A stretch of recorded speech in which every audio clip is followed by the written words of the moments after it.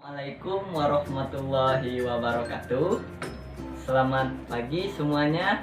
Jadi kali ini saya akan memenuhi tugas akhir dari tugas mata kuliah micro teaching yang diampu oleh Ibu Marhamah. Dengan tugasnya yaitu mempresentasikan materi yang berjudul penyusunan instrumen evaluasi belajar. Sebelum saya akan melanjutkan presentasinya, izinkan terlebih dahulu saya memperkenalkan diri saya terlebih dahulu. Baik, langsung saja perkenalkan, nama saya Nurman. Saya mahasiswa PGSD Universitas PGRI Palembang. Baik, langsung saja saya akan masuk ke materi yang akan saya presentasikan. Jadi, judul materi saya yaitu penyusunan instrumen evaluasi belajar. Penyusunan instrumen evaluasi belajar. Sebelum kita masuk ke penyusunan instrumen evaluasi belajar ini, tentunya kita harus tahu dulu nih apa itu arti instrumen dan apa itu arti evaluasi. Nah, jadi instrumen kita simbolkan menjadi huruf I. Instrumen ini ialah artinya suatu alat ukur yang digunakan untuk melakukan sesuatu. Nah, sesuatu apa? Sesuatu evaluasi belajar. Alat ukur. Alat ukur. Sedangkan evaluasi kita simbolkan menjadi huruf E. Evaluasi ini banyak sekali mengandung arti, tetapi berbicara mengenai evaluasi ini tentunya tidak jauh-jauh dari yang namanya suatu penilaian.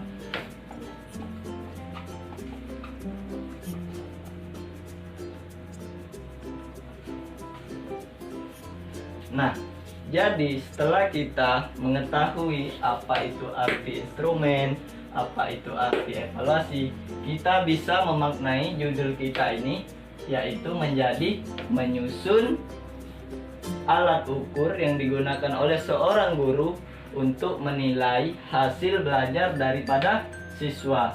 Nah, jadi apa saja yang disusun oleh seorang guru untuk menilai hasil belajar siswa? Menurut buku yang saya baca, yang disusun oleh seorang guru untuk menilai hasil belajar siswa itu ada 3 macam. Yang pertama, ada penyusunan kisi-kisi. Yang kedua, ada penulisan soal. Dan yang ketiga, ada penelaan soal. Oke, sekarang kita tulis. Yang pertama, penyusunan kisi-kisi.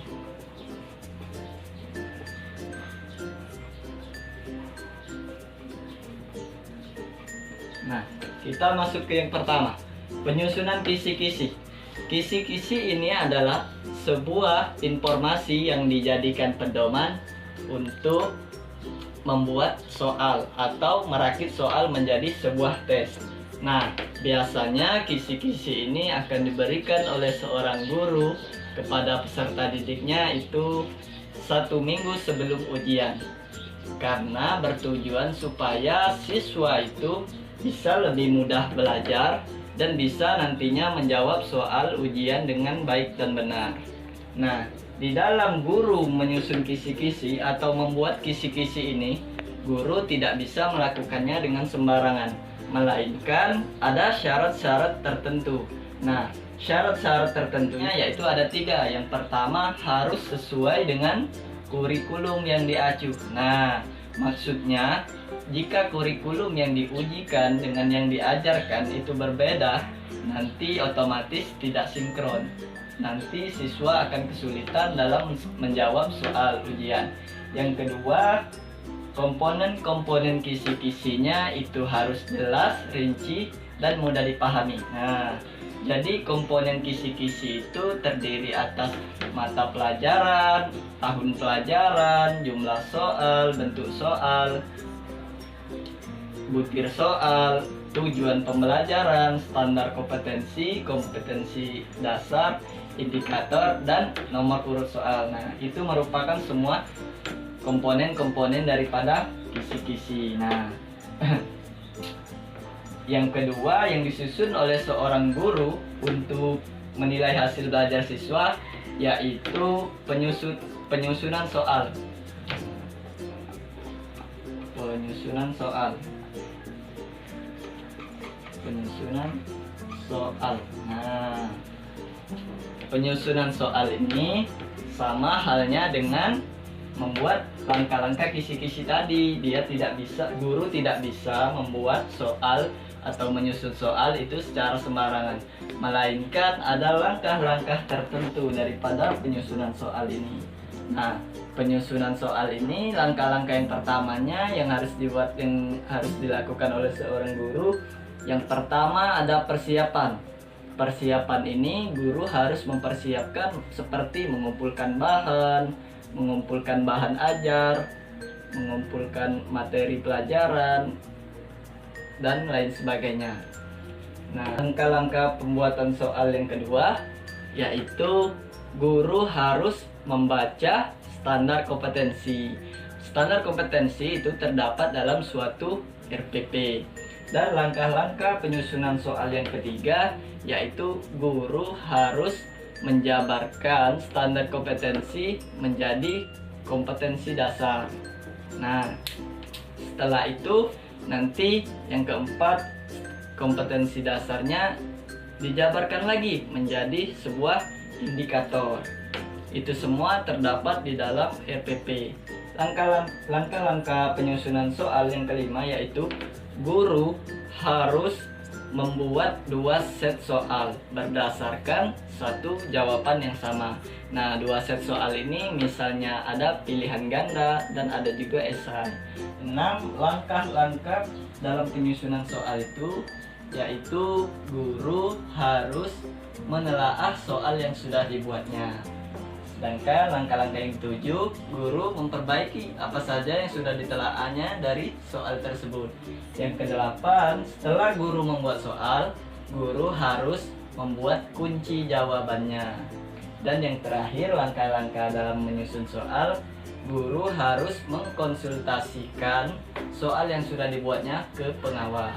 Nah, jadi ada 9 langkah-langkah dalam penyusunan soal.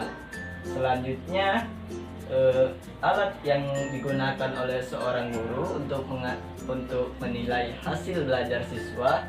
Yang ketiga yaitu penelaahan soal.